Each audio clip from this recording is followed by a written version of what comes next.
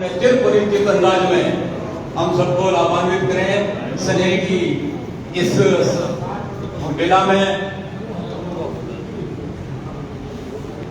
बहुत बहुत धन्यवाद कुमार साहब। आज वीर दुर्गादास छात्रावास में दीपावली स्नेह मिलन कार्यक्रम में विराजमान हमारे लाडले विधायक मदन जी बजावत, प्रधान साहब, वीडियो साहब एवं समस्त विराजमान मेरे पिताजी बुजुर्ग युवा साथी, आज का कार्यक्रम जैसे वीडियो साहब ने फरमाया कि ये स्नेह मिलन कार्यक्रम होली दीपावली का आयोजन किया जाता है और दुर्गादास जयंती का तो होता ही है। मैं समझता हूँ कि वर्ष में 4 स्नेह मिलन कार्यक्रम या 4 कार्यक्रम होने चाहिए छात्रावास में। इससे आपस में मिलने का तो होता ही है कि वो मौको है आपस में मिलना, रामा समारोह भी हो जाए, आपस में समाचार लेवनो भी हो जाए। आजकल सब समय रहे अभाव, सब व्यस्त है काम धंधा में, नौकरियां में। तो 4 कार्यक्रम अच्छो त्यौहार दे, कोई जयंती दे, 4 कार्यक्रम होना चाहिए। मैंने लगभग हर तीजे महीने एक कोई मोटो सम्मेलन मिलन हो जाए तो मैं समझता हूँ कि समाज के लिए अच्छा है। समाज के लिए चर्चा करने का विषय हो जाता है, चर्चा कोई ऐसे सुझाव आ जाते हैं आगे काम के लिए, आगे विकास के लिए।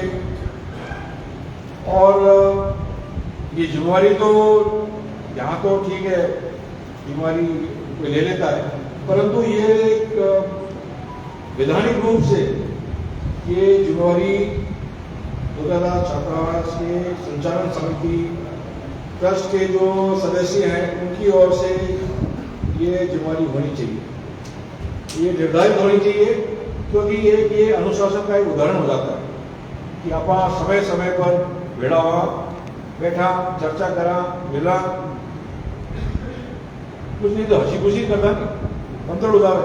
बाकी एडो कोई जरूरी नहीं कि आपने कोई मोटो आयोजन करना हो या मोटो खर्चो करना हो, मंत्र करना ही मौको मिल जाए वो भी जरूरी। आज के जमाने में सब मोबाइल में व्यस्त है कि एक दूसरा वजह समय को नहीं ये तो एक मौको मिल जाए कि आप थोड़ा मोबाइल छोड़े, आपस में कोई बातें करा, गीता करा, समाचार देवा तो एक मौको है। हमारे ट्रस्ट ने और विशेषकर समिति ने हमारी और निवेदन है कि इसका कैलेंडर बना के साल भर पहले इसको प्रकाशित कर दें। इस आने वाले 2023 में ये निम्नलिखित हमारे कार्यक्रम निर्धारित हैं। त्योहार के हिसाब से, जयंती के हिसाब से 4 कार्यक्रम आज से जब भी नेक्स्ट कोई बैठक हो समिति की उसमें आप ये निर्धारित करें। ये मेरा एक पहला आपसे निवेदन है। इसमें एक नियम स्पष्ट होना चाहिए कि ये कार्यक्रम स्नेह मिलन का है। इसमें समाज के सभी बंधु जो वर्तमान में यहाँ हैं उनको निमंत्रण देना चाहिए, चाहे मौखिक दो, अगर कोई पद हिसाब में कोई सम्मान देना है आप लिखित में दे दो, परंतु एक क्षेत्र निर्धारित होना चाहिए कि इस एरिया से लेकर इस एरिया तक ये बालोतरा छात्रावास की जिम्मेवारी है।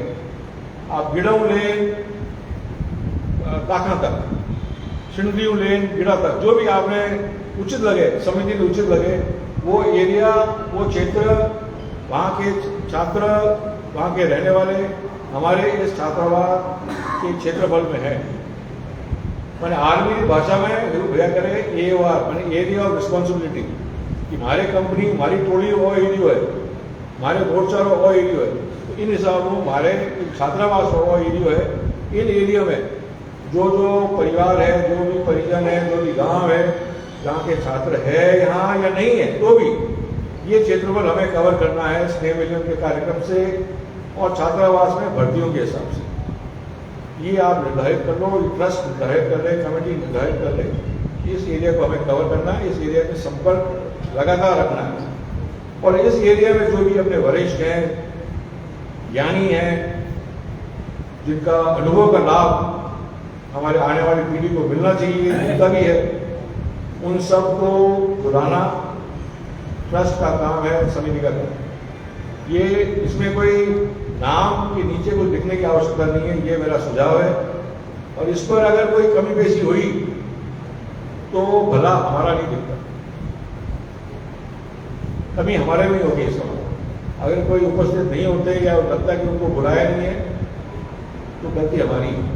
तो मैं नहीं चाहता कि स्नेह मिलन कार्यक्रम में कोई पक्षपात हो, किसी को दूर रखना, सब एक है, सबको एक साथ रखना। ये मेरा आपसे अवसर निवेदन है। समाज, देश, ये अपने गांव, अपना ये सब इशारे से आप समझ गए, तो बात स्वीकार नहीं है तो आप मुझे व्यक्तिगत बता सकते हैं कि ये मुझे स्वीकार नहीं है। तो मेरे सुझाव यही है, मेरी सोच यही है, मेरे संस्कार के हिसाब से, मेरे विवेक के हिसाब से मैं आपके समक्ष ये बात रख रहा हूँ।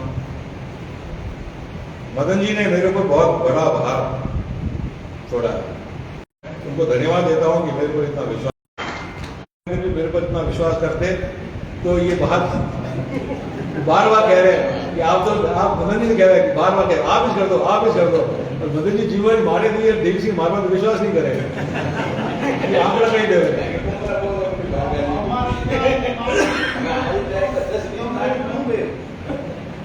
तो मैं कोई आंकड़े की घोषणा करूं उसके पहले एक कड़वा सच है, ठीक है। अपने बालोतरा क्षेत्र से जो एरिया लगता है, चाहे पाटौदी, बालोतरा, सिवाना, शिवपुरी, अपने इस क्षेत्र से भगवान की दया, देवी की दया से व्यवसाय में अपने अनेक बंधु सफल हुए हैं, चाहे यहां हो चाहे बाहर हो। इस परिसर को वीर दुर्गादास छात्रावास को एक सरस्वती का मंदिर मानते हुए मेरा उन व्यापारियों से जो अभी खूब अच्छी व्यवस्था में है, मेरा उनसे निवेदन है कि इसको सरस्वती का मंदिर मानते हुए इस मंदिर का निर्माण आप स्वीकार करो। इस मंदिर में आपका अपने जो व्यापारी वर्ग है, अपने चाहे स्थानीय हो चाहे दिशावर में हो, इस मंदिर में भी कुछ योगदान आपका रहे, ये मेरा निवेदन है। ये बाहर भव्य मंदिर बनते हैं, दर्शन करके एक बार दर्शन करके निकल जाते हैं, परंतु ये ऐसा मंदिर है जिसमें दर्शन प्रतिदिन होते हैं और इस मंदिर के दर्शन से हमारे आगे वाली पीढ़ी बनती है और बनेगी। उसमें हमारा योगदान होना चाहिए, ना कि हम मदन जी पर निर्भर हो या अमरराम जी पर निर्भर हो या अपने कोई सांसद हो या विधायक हो, उन पर निर्भर नहीं होना चाहिए। अपने पास क्षमता है, वो क्षमता को यहाँ दिखाना चाहिए। मैं आंकड़े की घोषणा करूं उससे पहले मेरे सभी बंधुओं से ये निवेदन है कि अपने जो भी समाज से जो भी अच्छी व्यवस्था में है, उनकी ओर से इस मंदिर के निर्माण के लिए भी कुछ ना कुछ भेंट हो, योगदान हो। ये बात ठीक है, गलत? मदन जी ने मुझे विश्वास से कहा है कि जो आप कहो हमारे स्वीकार है, तो हमारे जो इच्छा है कि आप अमान्य कहना कि एक कैसी भी दियो दूसरे भी नहीं दियो, मांग नोटिस करा करा तो कल्याणपुर और बालोतरा में 21 लाख की घोषणा मदन जी की है।